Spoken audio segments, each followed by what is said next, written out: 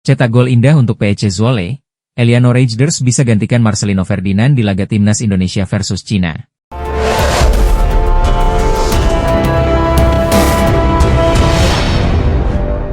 Pelatih tim nasional, Timnas Indonesia, Patrick Kluivert tampaknya tak perlu bingung dengan absennya Marcelino Ferdinand saat melawan Cina pada 5 Juni 2025 mendatang. Sebab ada sosok Eliano Reijnders yang baru saja mencetak gol indah bersama klubnya, PEC Zwolle di laga lanjutan Liga Belanda 2024 hingga 2025. Ya, Marcelino itu dipastikan absen karena terkena hukuman akumulasi kartu. Pemain Oxford United sebelumnya sudah mendapatkan 2 kartu kuning saat skuad Garuda bersua dengan Bahrain pada laga tandang kandang, Oktober 2024 dan Maret 2025. Hilangnya Marcelino membuat kekuatan lini serang Timnas Indonesia berkurang. Namun, Eliano bisa menutup lubang yang ditinggalkan oleh mantan pemain Persebaya Surabaya itu. Adik gelandang AC Milan, Tijani Reijnders itu baru saja unjuk gigi dalam laga PEC Zwolle versus Willem II, Kamis, 15 Mei 2025. Dalam laga tersebut, Eliano sukses mencetak gol penentu kemenangan PEC Zwolle. Gol tersebut tercipta setelah Eliano melakukan dribbling mengecoh lini pertahanan Willem II. Aksi itu kemudian diakhiri dengan tembakan jarak dekat yang keras, merobek gawang Willem II. Performa apik Eliano dalam pertandingan itu bisa menjadi pertimbangan pelatih Timnas Indonesia, Patrick Kluivert untuk menempatkannya menggantikan Marcelino. Meski begitu, semua keputusan ada di tangan tim kepelatihan.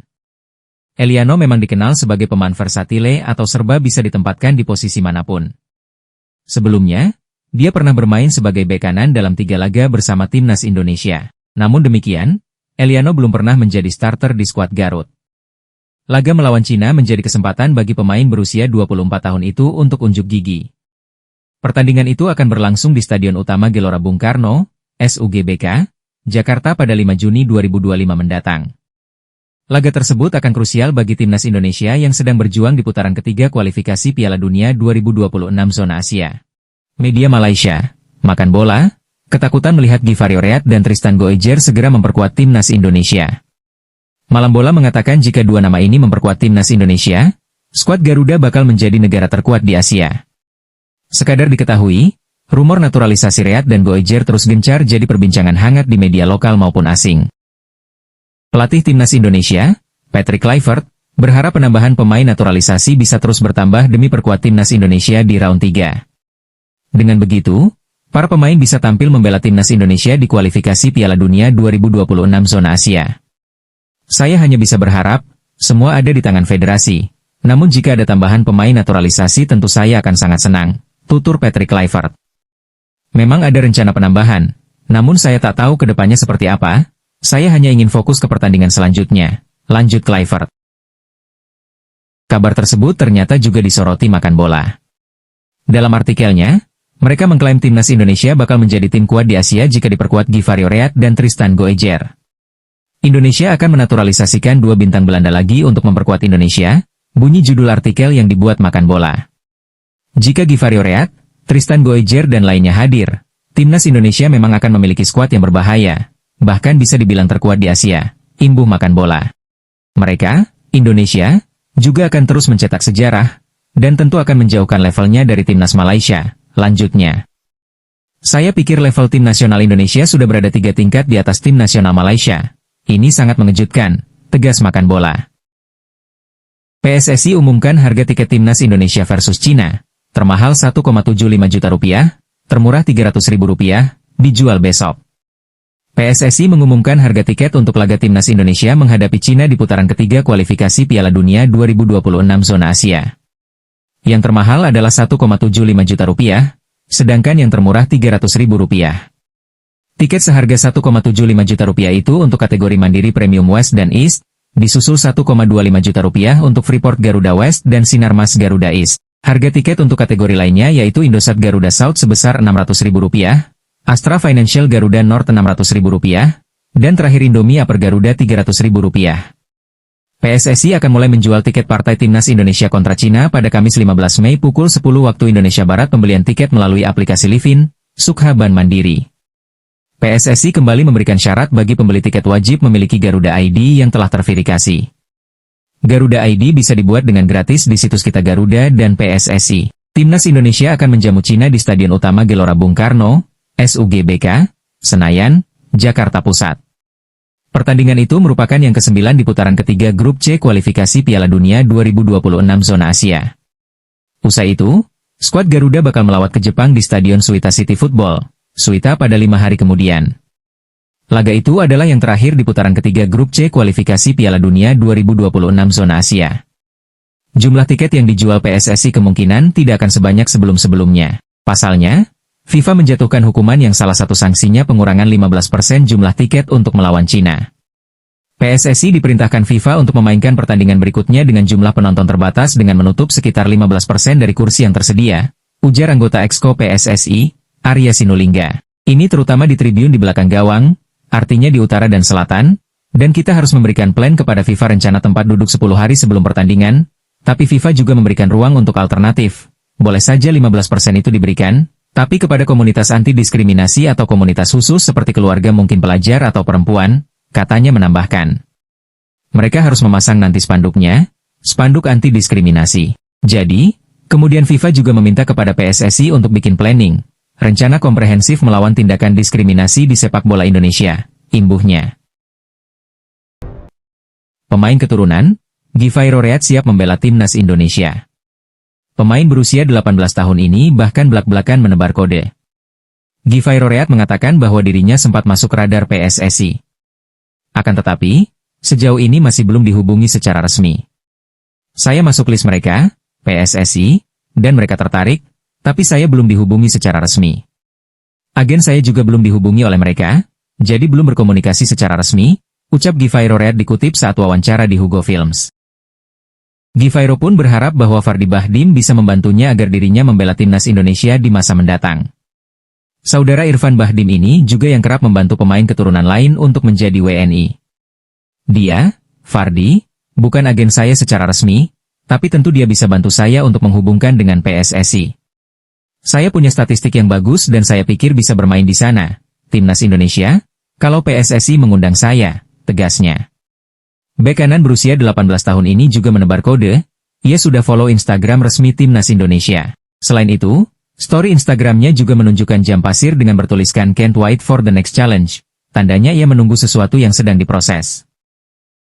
Adapun tenaga ahli Menteri Kemenpora, Hamdan Hamedan juga mengaku bahwa pemain yang memiliki market value 208,58 miliar itu sudah masuk list sejak lama. Tahun lalu kami list beberapa opsi pemain diaspora dan Givairo ini sempat masuk dalam list 10 pemain yang potensial, ucap Hamdan. Nama Givairo Read sudah lama terdaftar di list Kemenpora dan statistik, video pertandingan juga sudah dikumpulkan. Selain statistik dan video, kami juga mendapatkan laporan terkait kemampuan Givairo dari pelatihannya sekitar bulan September 2022, tegas Hamdan. Emil Audero bakal turun jelang timnas Indonesia lawan timnas Cina di SUGBK, Stadion Utama Gelora Bung Karno, Juni 2025? Pertanyaan itu kini hingga di benak para penggemar. Banyak yang memprediksi jika Emil akan melakoni debut untuk skuad Garuda di laga kontra timnas Cina pada 5 Juni 2025. Hal ini disebabkan Martin Paes harus absen akibat akumulasi kartu kuning yang didapatnya pada ronde ketiga kualifikasi Piala Dunia 2026 zona Asia. Kiper andalan FC Dallas itu tercatat telah mengantongi 2 kartu kuning di ajang tersebut. Kartu kuning didapat saat melawan Arab Saudi dan yang kedua di laga melawan Bahrain. Namun, banyak media menyebut Emil terancam batal melakoni laga debut untuk timnas Indonesia. Sebab, klubnya, Palermo, harus menjalani laga lanjutan playoff untuk promosi ke Serie A. Il Rosanero berpeluang melaju ke babak final playoff yang dijadwalkan pada 17 Mei hingga 2 Juni 2025. Palermo terakhir kali harus ditahan imbang Carrarese dengan skor 1-1. Di laga sebelumnya, mereka mampu menang atas Frosinone 2-0. Dengan itu, Emil diprediksi akan telat mengikuti TC, Training Center, timnas Indonesia yang sedianya akan digelar di Bali mulai 25 Mei 2025. Sesi ini dihelat untuk mempersiapkan tim dengan sebaik mungkin. Melihat kondisi itu, praktis hanya Hernando Ari yang bisa jadi opsi terkuat untuk dipasang melawan Cina. Meski sempat jadi andalan Shin Tae-yong, kiper Persebaya Surabaya itu mulai tergantikan seiring kedatangan Martin Paes. Menurut Transfermarkt, Hernando terakhir kali membela timnas Indonesia di laga melawan timnas Filipina pada ronde kedua kualifikasi Piala Dunia 2026 zona Asia. Sayangnya, setelah itu ia harus jadi pemain penghangat bangku cadangan. Kiper kelahiran Semarang itu pun juga sempat dilanda cedera bahu yang membuatnya absen di laga melawan timnas Jepang dan timnas Arab Saudi. Patut dinanti siapa yang akan dipilih pelatih Patrick Kluivert nanti. Proses naturalisasi pemain berdarah Maluku Jairo Riedewald, yang diharapkan bermain untuk timnas Indonesia, kemungkinan masih tertunda.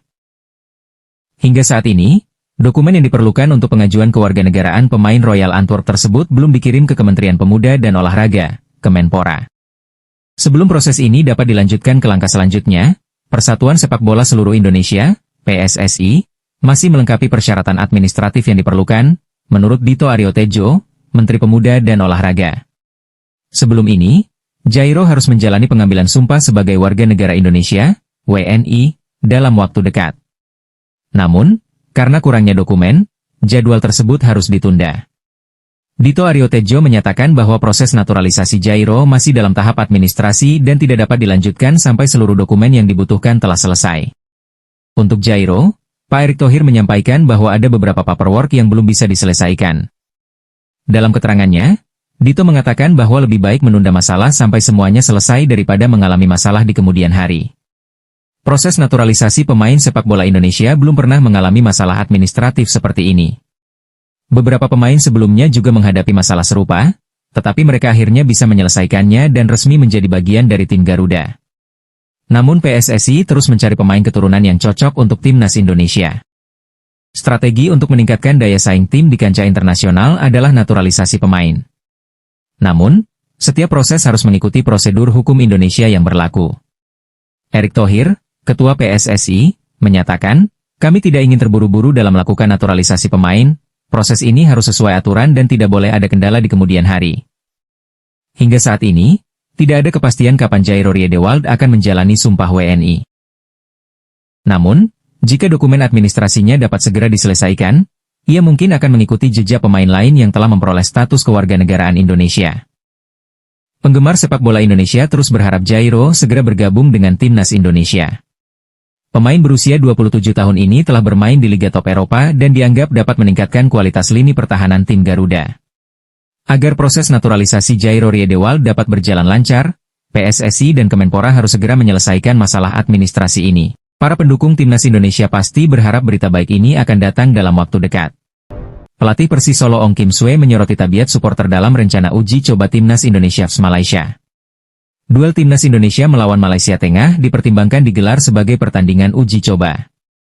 PSSI merencanakan laga uji coba tersebut untuk mengisi agenda FIFA Matchday September 2025.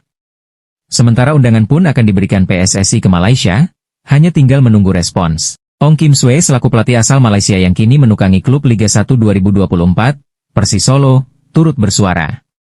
Meski hanya berstatus laga uji coba, duel timnas Indonesia melawan Malaysia akan selalu menarik.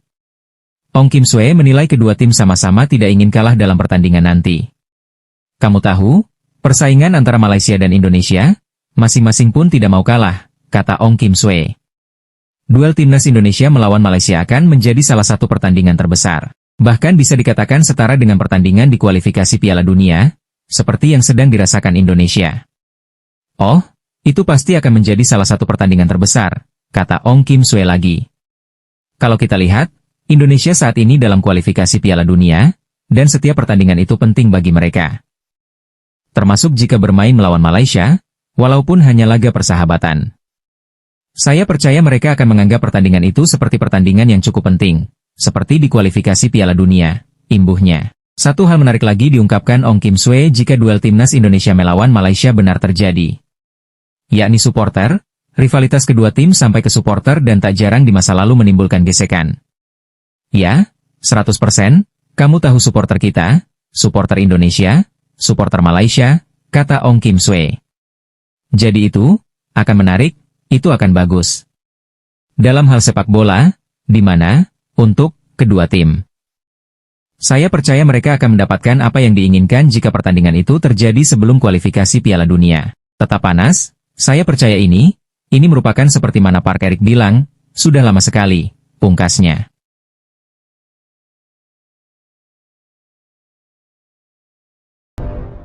Pelatih timnas Indonesia, Patrick Kluivert, mendapat kabar baik usai diberondong badai tak mengenakan dalam beberapa hari terakhir. Timnas Indonesia akan kembali berjuang dalam pertandingan lanjutan putaran ketiga kualifikasi Piala Dunia 2026 zona Asia. Timnas Indonesia akan bertindak sebagai tuan rumah saat menjamu Cina di Stadion Utama Gelora Bung Karno, SUGBK, Jakarta pada 5 Juni. 5 hari berselang, Ragnar Oratmangoen dan kawan-kawan harus bertandang ke markas tim kuat Jepang di Suita City Football Stadium. Jelang dua laga krusial itu, Patrick Kluivert mendapat banyak kabar buruk yang membuat skuad Garuda berpotensi kalah dari Cina dan Jepang. Sebelumnya, Timnas Indonesia dipastikan tidak bisa menurunkan Martin Paes dan Marcelino Ferdinand di pertandingan melawan Cina. Martin Paes dan Marcelino Ferdinand sudah mengantongi 2 kartu kuning yang membuatnya harus absen di pertandingan kontra Cina. Lalu, beberapa pemain pun mengalami cedera seperti Kevin Dix sehingga berpotensi tidak bisa diturunkan saat menghadapi Cina dan Jepang. Terbaru, FIFA resmi menjatuhkan hukuman kepada PSSI akibat nyanyian diskriminatif di pertandingan kontra Bahrain pada 25 Maret. PSSI didenda oleh FIFA sebesar 400 juta rupiah dan pemangkasan sebesar 15% penonton untuk pertandingan melawan Cina. Setelah diberondong kabar kurang sedap tersebut, ada sedikit kebahagiaan yang bisa dirasakan oleh Patrick Kluivert jelang laga nanti. Pemain Go Ahead Eagles, Dean James yang sebelumnya mengalami cedera cukup parah hingga membuatnya absen sebulan sudah kembali bermain. Dean James kembali bermain saat Go Ahead Eagles bermain imbang 1-1 melawan PEC Zwolle dalam laga lanjutan Liga Belanda, Minggu, 11 Mei 2025. Pemain berusia 25 tahun tersebut masuk menggantikan Robin Weijenberg pada menit ke-70. Situasi ini tentu menjadi kabar gembira bagi Patrick Kluivert jelang pertandingan melawan Cina dan Jepang. Dikabarkan turunkan cadangan lawan Timnas Indonesia, media Vietnam Soha, jangan harap Jepang sengaja mengalah. Harapan Timnas Indonesia untuk melangkah ke Piala Dunia 2026 semakin membara. Tapi jalan menuju impian itu tak semulus yang dibayangkan. Tantangan besar sudah menanti. 2 lawan berat akan jadi ujian serius. Cina dan Jepang siap menghadang langkah Garuda. 2 pertandingan ini menjadi kunci bagi Indonesia untuk bisa lolos ke babak berikutnya. Di klasemen saat ini, Timnas Indonesia berada di posisi keempat dari 6 tim yang bertarung di grup C. Mereka sudah mengumpulkan 9 poin dari 8 pertandingan. Perolehan poin ini masih unggul 3 angka dari Cina dan Bahrain, yang berada tepat di bawah mereka. Artinya, peluang tetap terbuka, asalkan skuad Garuda bisa mencuri kemenangan. Minimal 1 kemenangan wajib diraih untuk menjaga asa keputaran keempat kualifikasi Piala Dunia 2026. Tapi melawan Jepang jelas bukan perkara mudah. Jepang adalah tim kuat yang belum tersentuh kekalahan. Mereka sudah mengamankan tiket keputaran final Piala Dunia 2026. Status unggulan tak terbantahkan. Namun muncul rumor yang menghebohkan. Ada kabar bahwa Jepang akan menurunkan skuad cadangan saat melawan Indonesia. Alasannya karena beberapa pemain utama alami cedera atau sibuk di klub.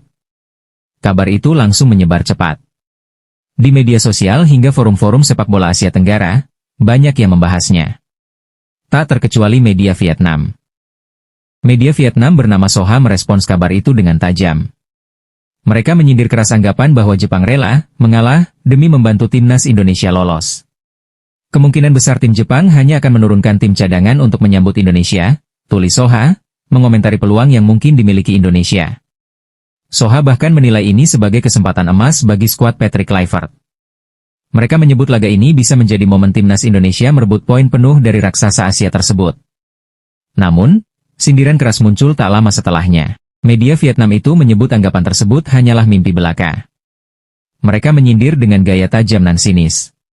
Media Indonesia bermimpi Jepang sengaja kalah agar tim tuan rumah bisa melaju ke babak keempat kualifikasi Piala Dunia, tegas Soha dalam laporannya. Menurut Soha, Jepang tetaplah tim yang kompetitif. Meski tanpa pemain inti, kualitas mereka tetap menakutkan. Mereka menyebut Timnas Indonesia terlalu percaya diri. Media Indonesia meyakini Timnas Indonesia berpeluang besar melaju ke babak kualifikasi keempat Piala Dunia 2026 berdasarkan pernyataan pelatih tim Jepang, tambah mereka. Pernyataan itu mengacu pada pelatih Hajime Moriyasu. Ia menyebut ada kemungkinan tidak menurunkan pemain inti karena beberapa faktor seperti cedera dan jadwal padat klub. Tentu, kabar ini langsung jadi sorotan. Tapi benarkah Jepang akan lunak terhadap Indonesia? Atau justru ini bagian dari tekanan psikologi sebelum laga penentu? Apakah skuad Kluivert mampu menciptakan kejutan? Atau sindiran Vietnam terbukti benar? Semua akan terjawab dalam 2 pertandingan penentu mendatang.